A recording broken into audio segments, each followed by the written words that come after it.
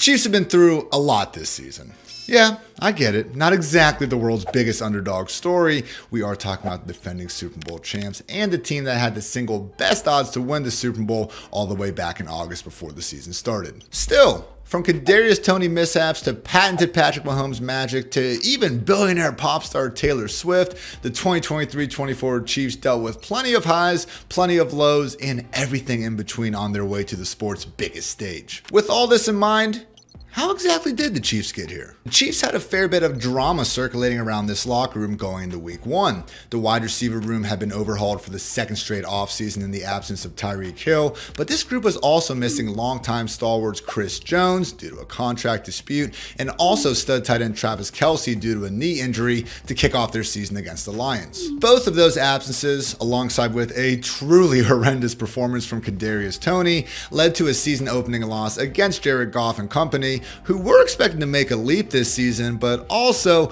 weren't exactly expecting to knock off the defending Super Bowl champions in Arrowhead. Luckily for Chiefs Nation, Mahomes and company got right back on track afterwards, ripping off 6 consecutive wins against the Jaguars, Bears, Jets, Vikings, Broncos, and Chargers, largely performing business as usual. This team had a plus 74 point differential over the course of this month-and-a-half stretch, largely dominating on both sides of the football. And then something weird happened. Sure, the loss to the Broncos itself was pretty weird. This was the first time that the Chiefs had lost to their division rival in 8 years, and it also marked the first time in 2 years that the offense was held out of the end zone for an entire 60 minutes of action. So yeah, that performance in itself was weird, but it was more so the reality that it kick-started what wound up being the longest stretch of offensive ineptitude that we've seen since Mahomes took over under center back in 2018. While the Chiefs quickly rebounded with a Germany-themed win over the Dolphins,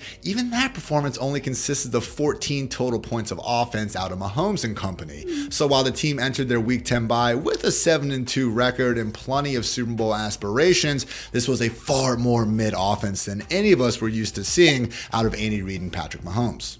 The bye week did not make this problem go away, as sadly what should have been a beautiful game-winning touchdown to Marquez Valdes-Scantling was sadly sheeshed away, resulting in another loss to the Eagles, meaning the Chiefs have now lost 2 of their last 3 games for the first time since October of 2021.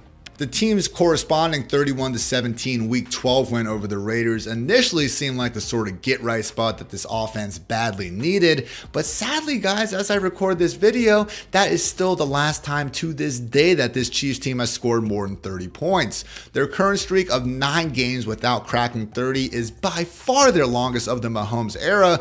Previously, from 2018 to 2022, their longest such stretch was just 3 games. And this brings us to easily the lowest low of the 2023-24 season for the Chiefs, a 4-game stretch that featured losses to the Packers, the Bills, and even the Raiders, with a 27-17 victory over the dogshit Patriots being their only W during the first 30 days of December. Most people probably just remember the infamous Kadarius Toney offsides from this stretch, and for good reason. It did wipe out one of the coolest touchdowns in NFL history after all, and honestly could have given the Chiefs a last-minute victory over those Bills. That said, guys, this 4-game stretch really did wind up producing the worst versions of arguably both the Chiefs offense and defense that we've seen all season long. Overall, we saw the Chiefs offense average fewer than 20 points per game during this stretch, and the defense looked more mortal than ever against the likes of Jordan Love and Josh Allen.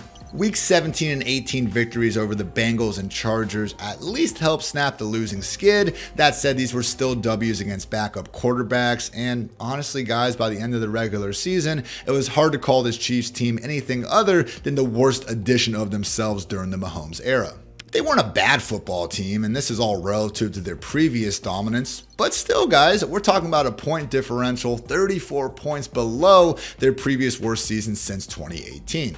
And then something funny happened. Patrick Mahomes started to look like, well, Patrick Mahomes again.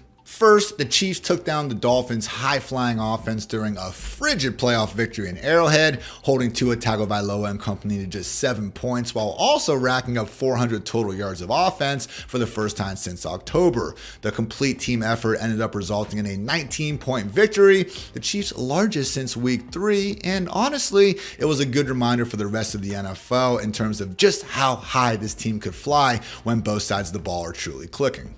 Up next was somehow Mahomes' first career road playoff game against the Bills. And yeah, guys, I know the media drove this storyline into the ground while it was going on. But honestly, just take a step back. How crazy is that? 6 straight AFC championships, and my mans didn't even have to start a road game until 2024.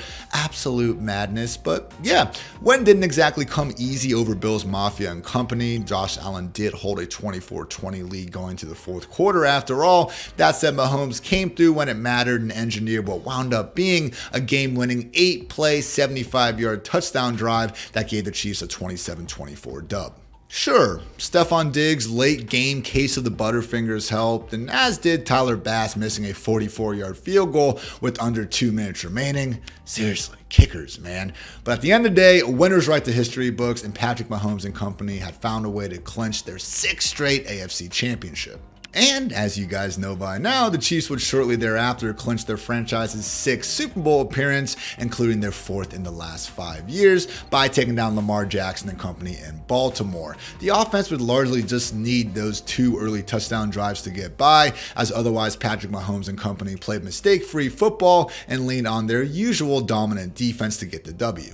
Some timely red zone turnovers by Steve Spagnuolo's group certainly helped shift the tide of the game, but more than anything, it was just another example of Patrick Mahomes taking what the defense was giving him and not going broke making a profit.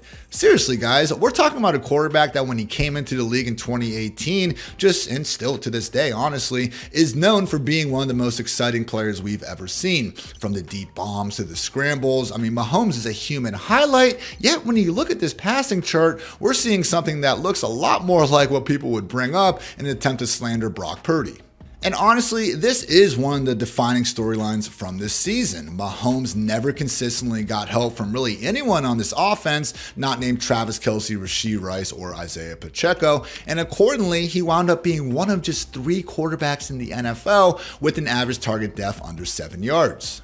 And hey, it worked. The Chiefs made the freaking Super Bowl. Who cares how far downfield Mahomes is throwing on average? But more than anything, guys, it just showed that not the GOAT yet, but certainly a guy that certainly seems to be heading towards the short list, was once again able to adapt to his environment and do what was best for his team to get the dubs. In this edition of the Chiefs, that was honestly leaning on Steve Spagnuolo's amazing defense more weeks than not. By the end of the year, they wound up being the league's 3rd best pass defense in terms of EPA allowed per dropback, trailing only the Browns and Ravens.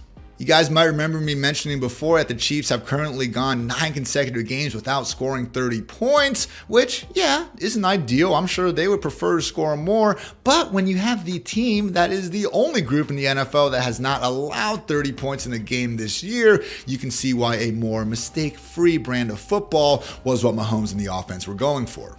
This now brings us to the present day Super Bowl, which is apparently 58 after doing some deep Roman numeral research. The Chiefs are presently 1.5-point underdogs, which has already dropped from the opening line that featured the 49ers as 2.5-point favorites. Now, this isn't exactly scary if you're Chiefs fans. Mahomes is 10-1-1 against the spread as an underdog and 9-3 straight up throughout his career.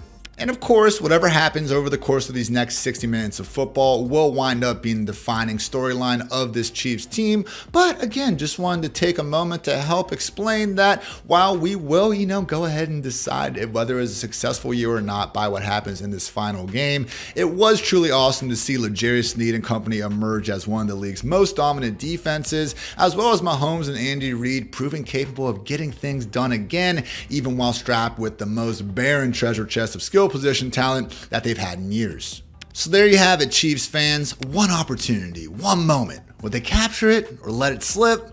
Sorry, that was lame, but it was a good song. You guys know what I'm saying. Anyway, that's it for me, everyone. Hope you guys enjoyed. Like and subscribe if you did, and otherwise, just enjoy the Super Bowl. Sadly, the last professional action we will be getting up until August, but over here at Fantasy Life, we will continue to be churning out content along the way. So thanks again for tuning in, and until next time, take care, everybody.